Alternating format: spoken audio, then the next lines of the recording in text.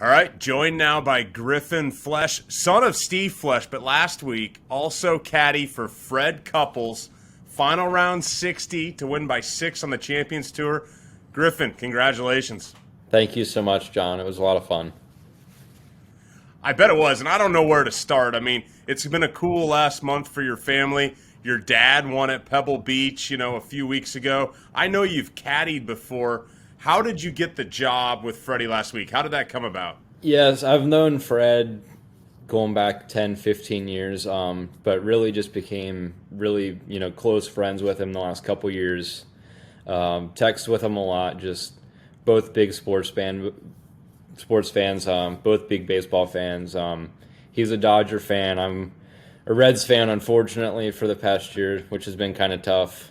But yeah, just I guess a week and a half ago, he texted me and asked me, what are you up to next week? Do you want to work? And at first I was like, you're screwing with me, obviously. You don't actually want me to come work for you. And then actually had a job interview, and after that was over, texted him back and was like, are you serious?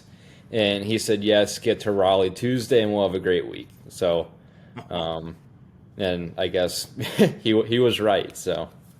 Dude, it was meant to be. Final round 60, like I said, the card was a thing of beauty. I checked it out. I mean, 5 circles in a row to finish the front 9, Yeah. and then 7 in a row to finish the back. And he said it might have been the best round of his career. What did you notice from your side of the bag? Yeah, somebody asked me yesterday if his warm-up looked any different. He said it was the best he's ever felt warming up, and honestly, I didn't notice anything. We got to work kind of Thursday morning. He flew in late Wednesday night. We went to work Thursday morning before the Pro-Am, and he showed up saying he hadn't hit balls in a month, which who knows what to believe with Fred. But every day kind of looked the same. Saturday, he definitely looked a little tighter than Friday or Sunday. I don't think his back felt as good. But Sunday, he made a comment on the way to the course that it was about 10 degrees warmer than it was, I think, Thursday. On Sunday, it was 82 Sunday as a high, which I know makes his back feel a lot better. And then I guess when I'm watching whoever it is, either my dad or him warm up, when they hit it that good, I think you tend to notice the bad shots, and the good shots just kind of, go right over the top of your head because they hit so many of them. But then thinking back last night, I was like, I don't think he did miss a shot warming up. So, it was just really cool. So was your dad playing last week too? He did. He was actually 2 back going into Sunday. He was 3 or 4 groups ahead of us. And shot 1 over, so we kind of left him in the dust. But I got a couple of my buddies were texting me saying how cool it would be if we got into a playoff or something, and like asking where my allegiance would be. So that thankfully we didn't get to that point, but I think he ended up finishing tied for 20th. So then, what did your pop say to you afterwards? What was that like? Having him there to celebrate your accomplishment, being on the bag there with, Freddie winning. Yeah, it was really cool. I didn't see him until Freddie actually tapped in, which I'm glad I didn't, because I might have gotten a little emotional just because of how much he means to me and how great of a role model he's been. But I think he said afterward that he felt like he won the golf tournament, just as happy as he was. And I know he's been fortunate enough to do it twice this year.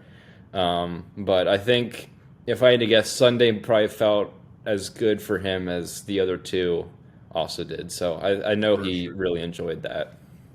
So then what did Freddie Couples say to you after he won?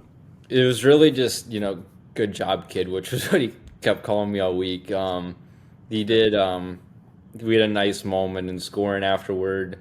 I got him to sign the flag that came off 18 green, but really just kind of business as usual. He got swept away pretty quick with the trophy presentation and whatnot. So, just kind of nothing out of the ordinary, though. Just had a really cool moment there with him.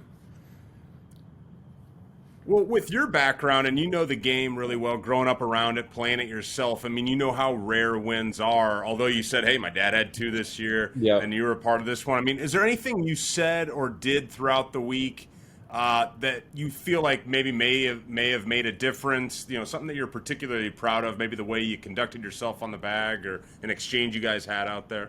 Yeah, like nothing in particular really. He made double in the first hole on Friday, and I knew how well he was playing. He played great Thursday in the Pro-Am, made probably shot 7 under on his own ball, didn't miss a shot, and then warmed up great. And then the three-wood hit in the water just kind of came out of nowhere. And it's hard for me in the position I'm in to know what to say to a Hall of Famer, Masters champion, two-time Players champion. It's just like, what can I say that he doesn't already know? So I think just really, be like sticking to the same game plan we had going into the day, and not kind of feeling the need to reevaluate the position that he was ultimately was in after that double, was important. And then thankfully he got it back to, I think, 1 under making the turn on Friday, and ended up shooting 4 under for the day.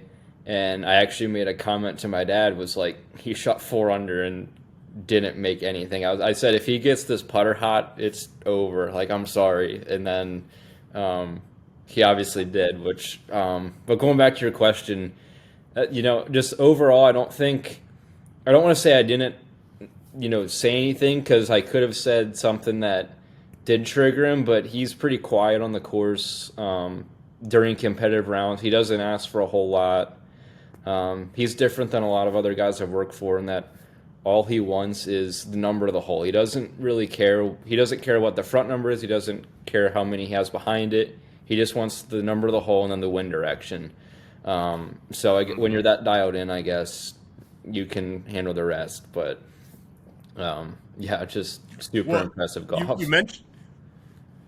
Oh, I'm sure it was. I mean, you mentioned a job interview, and then you get a call from Freddie to go caddy. You've caddied before. Like, are you weighing things here? Are you going to go out and do some more caddying, or what's the game plan? Did this change anything? No, I'm going to be working full time for an insurance company, unless something really lucrative were to come about.